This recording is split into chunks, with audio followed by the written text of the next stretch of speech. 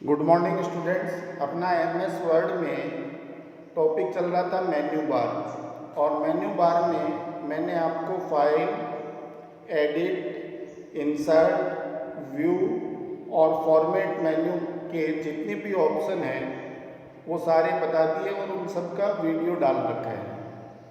आज अपन menu bar का last option पढ़ रहे हैं, टेबल।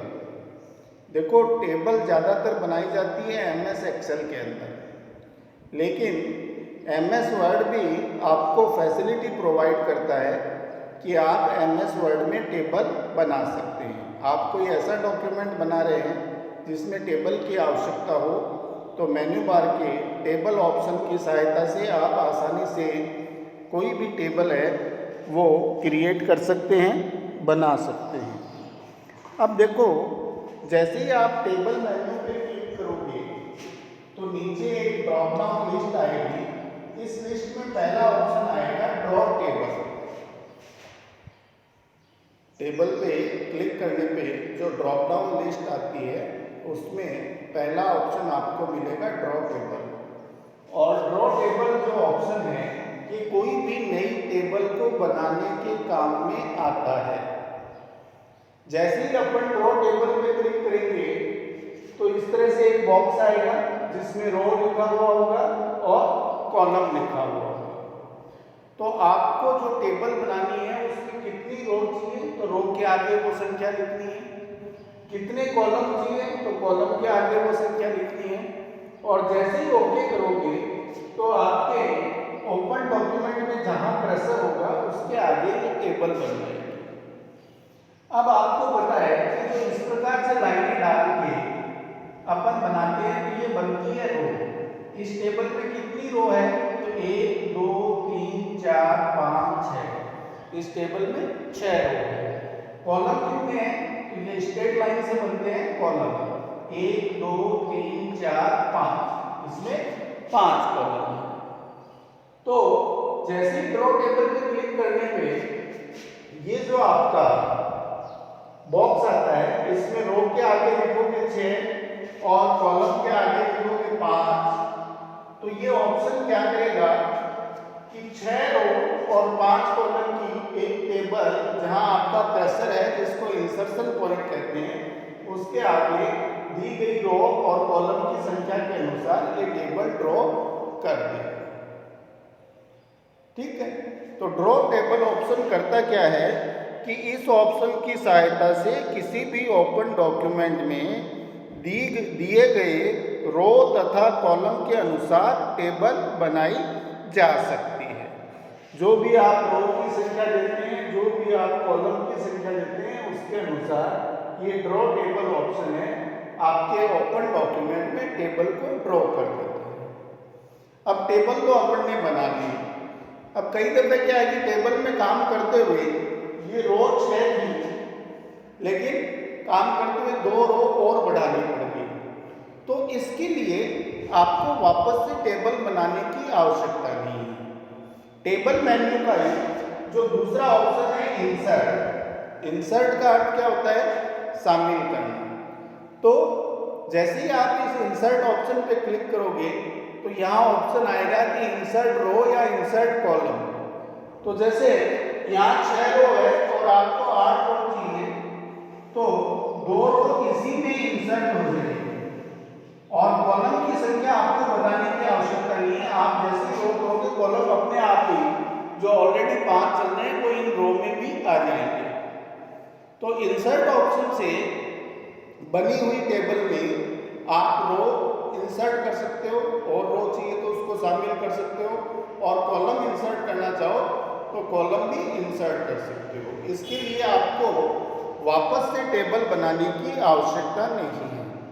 तो ये इंसर्ट ऑप्शन काम में क्या आता है कि इस ऑप्शन की सहायता से ओपन डॉक्यूमेंट की टेबल में सेलेक्टेड टास्क के साथ, सेलेक्टेड टास्क का मतलब कि रो बढ़ा रहे हो तो कॉलम बताने की आवश्यकता नहीं है, कॉलम अपने आप आएंगे। और अगर कॉलम बढ़ा रहे हो तो उसमें रो बताने की आवश्यकता नहीं है, ऑलरेडी जो चल रही है वो अपने आप इसमें आएगी। तो सेलेक्टेड टास्क के साथ रो तथा कॉलम शामिल किए जा सकते हैं।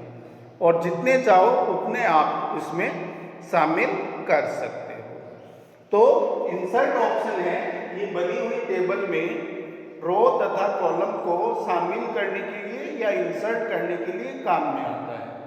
रो शामिल कर रहे हो तो ये कॉलम जो चल रहे हैं अपने आप आएंगे, और कॉलम शामिल कर रहे हो तो ये रो चल रही है ये अपने आप आएगी। ठीक है, तो इसलिए अपन ने लिखा है कि सिलेक्टेड टास्क के साथ रो तथा कॉलम को शामिल किया जा सकता है। तीसरा ऑप्शन है इसमें टेबल ऑटो फॉर्मेट। तीसरा ऑप्शन है टेबल ऑटो फॉर्मेट।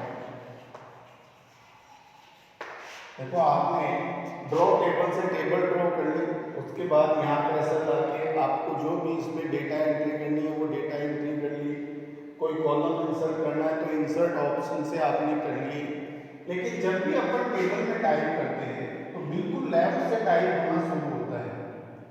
तो ये जो ऑटो फॉर्मेट ऑप्शन है इससे आपकी टेबल फॉर्मेट हो जाती है। देखो रो और कॉलम से ये जो एरिया बनता है इसको क्या बोलते हैं, सेल, और सेल के अंदर अपन डेटा एंटर करते हैं। तो ऑटो फॉर्मेट से क्या होगा कि प्रत्येक सेल के जो डेटा हैं वो अपने आप ही सेट हो जाते हैं, बिल्कुल सेंटर में आ जाएंगे, और इस टेबल के चारों तरफ बाउंड्री आ जाएगी, गहरी लाइन है वो आ जाएगी। तो टेबल ऑटो फॉर्मेट यूज क्या आता है कि इस कमांड की सहायता से MS वर्ड की टेबल में विभिन्न प्रकार की फॉर्मेटिंग, और फॉर्मेटिंग में क्या, जैसे बॉर्डर, सेल के टेक्स्ट आदि को स्वतः ही सेट किया जा सकता है। ठीक है, तो टेबल ऑटो फॉर्मेट करने से ये टेबल आपकी व्यवस्थित हो जाती है। तो पहला कमांड है ड्रॉ टेबल, दूसरा कमांड है इंसर्ट जिससे आप कॉलम या रो इंसर्ट कर सकते हो, तीसरा कमांड है टेबल ऑटो फॉर्मेट जिससे आपकी टेबल व्यवस्थित हो जाती है और टेबल के चारों तरफ बॉर्डर है वो आ जाता है। अगला कमांड है ऑटो फिट। चौथा कमांड है ऑटो फिट।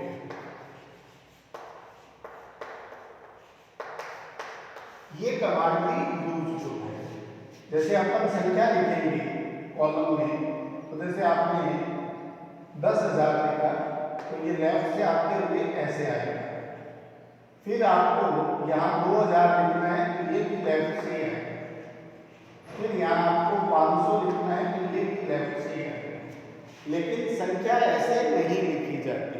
संख्या लिखने का तरीका क्या है कि 10,000 के नीचे अगर आपको 5,000 लिखना है तो इस प्रकार से लिखा जाएगा, और 500 लिखना है तो इस प्रकार से लिखा जाएगा, और यहाँ क्या हो रहा है, उल्टा हो रहा है।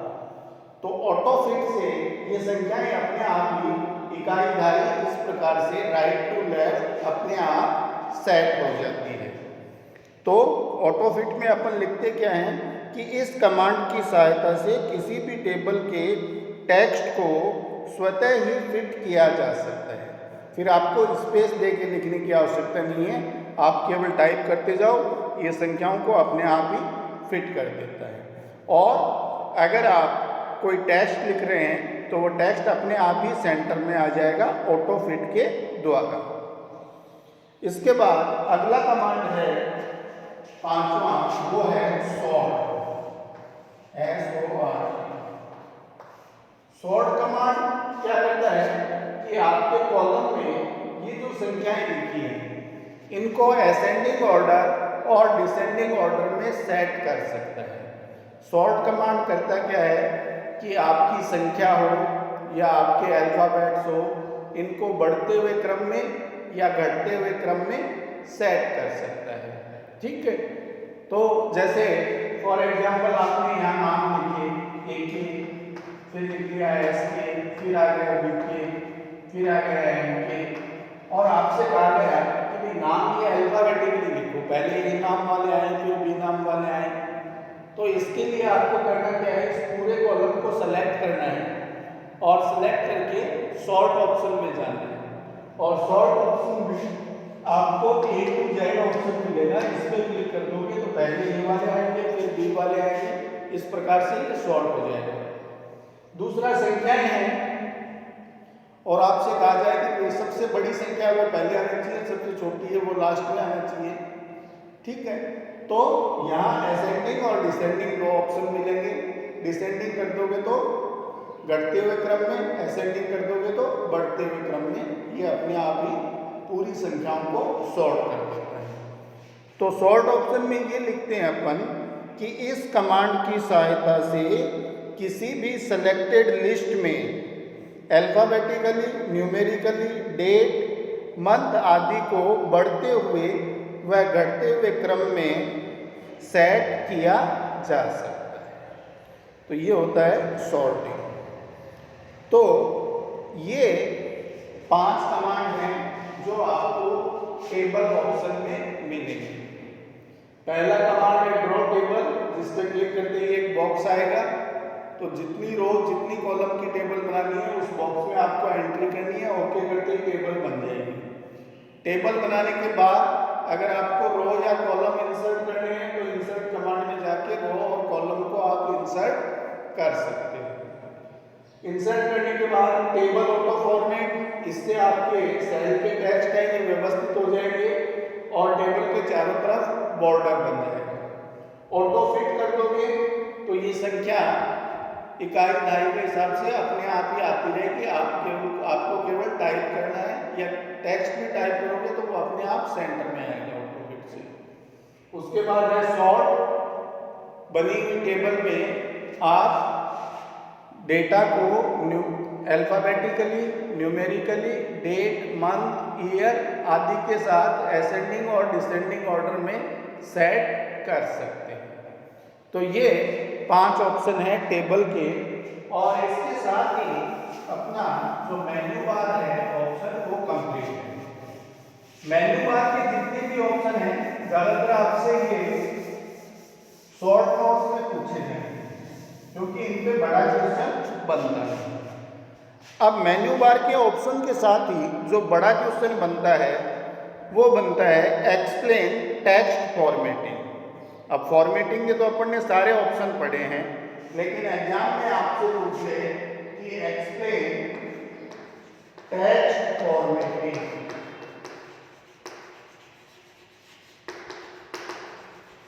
तो इसमें आपको पॉइंट बना के लिखना है।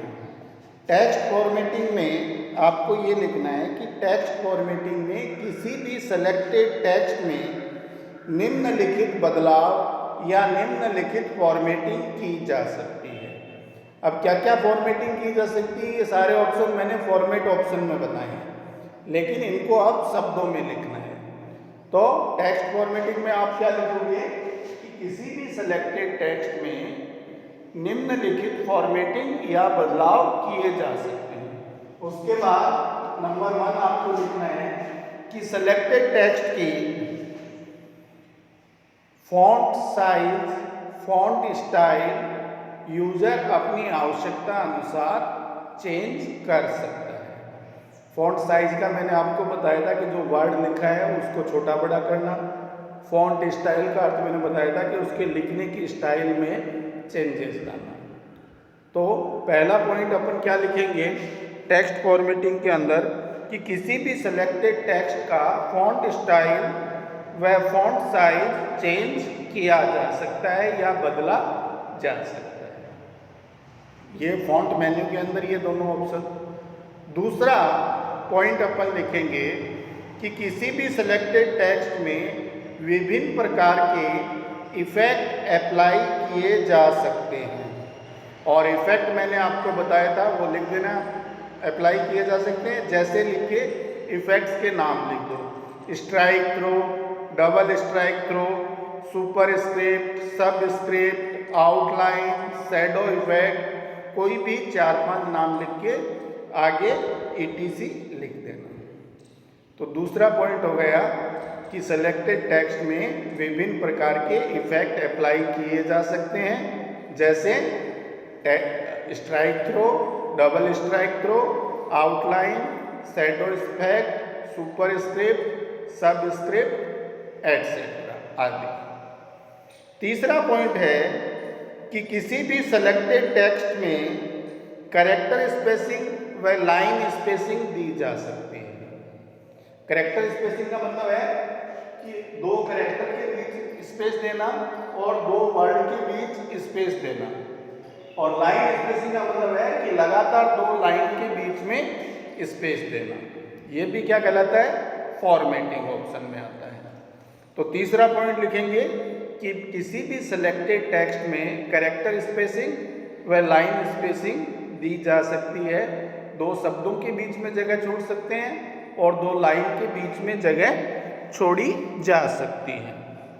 चौथा ऑप्शन है कि किसी भी सिलेक्टेड टेक्स्ट का फॉन्ट कलर चेंज कर सकते हैं। जैसे ज़्यादातर ये ब्लैक में लिखा हुआ आता है, लेकिन इसको सेलेक्ट करने के बाद आप जो कलर देना चाहो उस कलर में बदल सकते हो। तो चौथा ऑप्शन हो गया कि किसी भी सिलेक्टेड टेक्स्ट का फॉन्ट कलर चेंज किया जा सकता है। पांचवा ऑप्शन, किसी भी सिलेक्टेड टेक्स्ट को बोल्ड, इटैलिक व अंडरलाइन किया जा सकता है।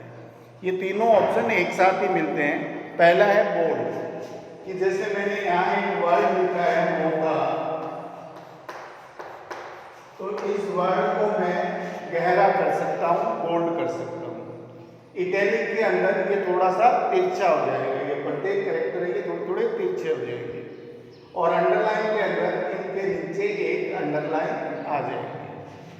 तो पांचवें पॉइंट में अपन क्या लिख रहे हैं कि किसी भी सिलेक्टेड टेक्स्ट को बोल्ड, इटैलिक व अंडरलाइन किया जा सकता है।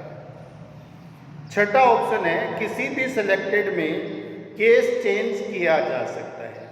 केस चेंज ऑप्शन मैंने आपको बताया था फॉर्मेट मेन्यू में ही कि 3 केस होते हैं। एक तो अपर केस जो कैपिटल लेटर्स में लिखा जाता है, एक होता है लोअर केस जो स्मॉल लेटर्स में लिखा जाता है, और एक होता है टाइटल केस जिसमें ये बोल्ड, इटैलिक, अंडरलाइन तीनों ऑप्शन आ जाते हैं।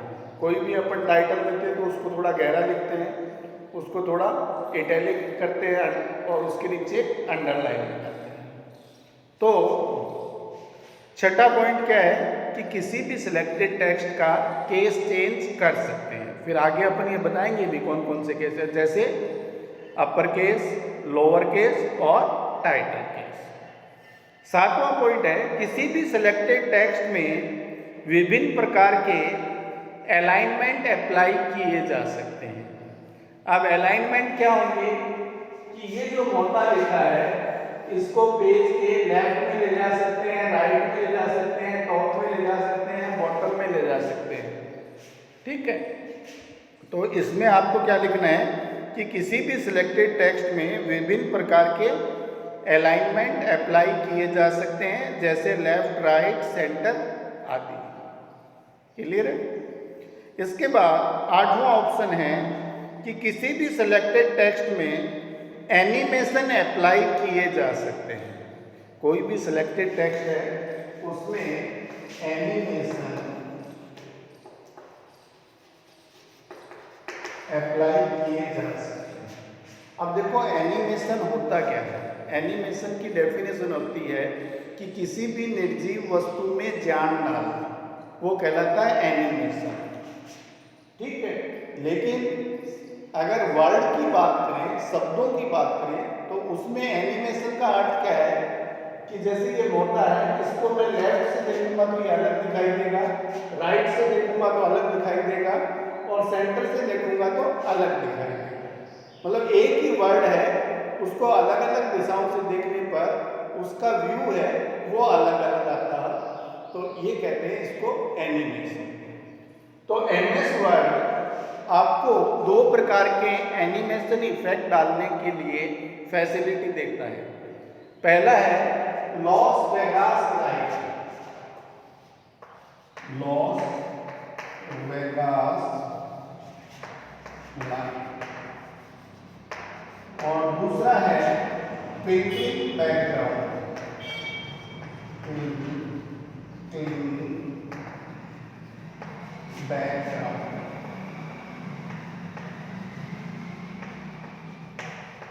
तो ये दो एनिमेशन इफेक्ट हैं, लॉस वेगास लाइट और twinkling background. Las Vegas light में क्या होता है कि जैसे ये होता है, तो ये जो एम है, एम, इस एम में ये जो लाइट है, ये अलग कलर की लाइट होगी, ये अलग कलर की होगी, ये अलग कलर की होगी, ये अलग कलर की होगी, ठीक है। तो इसमें आउटलाइन के रूप में लिखा हुआ वर्ड होता है और उसकी जो आउटलाइन की लाइन है ये अलग अलग कलर की लाइट में होती है, तो ये कहलाता है लॉस वेगास लाइट। और इस इफेक्ट से आप इधर से देखोगे तो ये एम अलग कलर का दिखाई देगा, इधर से देखोगे तो अलग कलर का दिखाई देगा। तो MS वर्ड है, ये आपको दो तरह के एनिमेशन इफेक्ट अप्लाई करने की परमिशन देता है। पहला है लॉस वेगास लाइट, जिसका अर्थ मैंने बता दिया कि ये जो बॉर्डर की लाइन है, इनको अलग अलग कलर की लाइट के द्वारा शो किया जाता है। दूसरा ऑप्शन है ट्विंकलिंग बैकग्राउंड। पीछे का जो बैकग्राउंड है ये अलग अलग कलर में इस प्रकार से चेंज होता है, पहले आएगा दूसरा कलर, फिर वो चला जाएगा, फिर दूसरा कलर आएगा, तो इसको बोलते हैं ट्विंकलिंग बैकग्राउंड। तो MS वर्ड आपके टेक्स्ट में दो तरह के एनिमेशन इफेक्ट अप्लाई करता है, पहला है लॉस वेगास लाइट और दूसरा है ट्विंकलिंग बैकग्राउंड। तो इस पॉइंट को लिखेंगे कैसे कि किसी भी सिलेक्टेड टेक्स्ट में एनिमेशन अप्लाई किए जा सकते हैं। एनिमेशन का अर्थ किसी टेक्स्ट को अलग अलग व्यू में देखने पर उस टेक्स्ट के व्यू में चेंज आ जाता है। मैंने बताया कि इधर से देखेंगे तो ये टेक्स्ट अलग दिखाई देगा और इस साइड से देखेंगे तो अलग और सामने से देखेंगे तो अलग। तो अलग अलग व्यू से देखने पर टेक्स्ट का जो फॉर्मेट है, टेक्स्ट है, वो अलग अलग प्रकार से दिखाई देता है और वह टेक्स्ट आकर्षक बन जाता है। एनिमेशन इफेक्ट क्यों डाले जाते हैं? टेक्स्ट को आकर्षक बनाने के लिए। और एनिमेशन का अर्थ क्या है कि टेक्स्ट को अलग अलग दिशाओं से देखने पर वो अलग अलग प्रकार से दिखाई देता है। फिर अपन लिखेंगे कि सामान्यतः सेलेक्टेड टेक्स्ट में MS वर्ड में दो प्रकार के एनिमेशन इफेक्ट अप्लाई किए जा सकते हैं और फिर इन दोनों के नाम लिख देना, लॉस वेगास लाइट और ट्विंकलिंग बैकग्राउंड। तो ये 7 पॉइंट है बेटा। अगर क्वेश्चन आ जाए कि एक्सप्लेन टेक्स्ट फॉर्मेटिंग, तो उसमें आपको मैंने ये जो 7 ऑप्शन बताए हैं, वीडियो को रिवाइंड करके वापस आप इसको देख लेना और ये 7 पॉइंट लिखने हैं। कल अपन पढ़ेंगे पैराग्राफ फॉर्मेटिंग, मेल मर्ज और मैक्रो। इसके साथ ही ये यूनिट आपकी कंप्लीट हो जाएगी। Okay, have a nice day, thank you.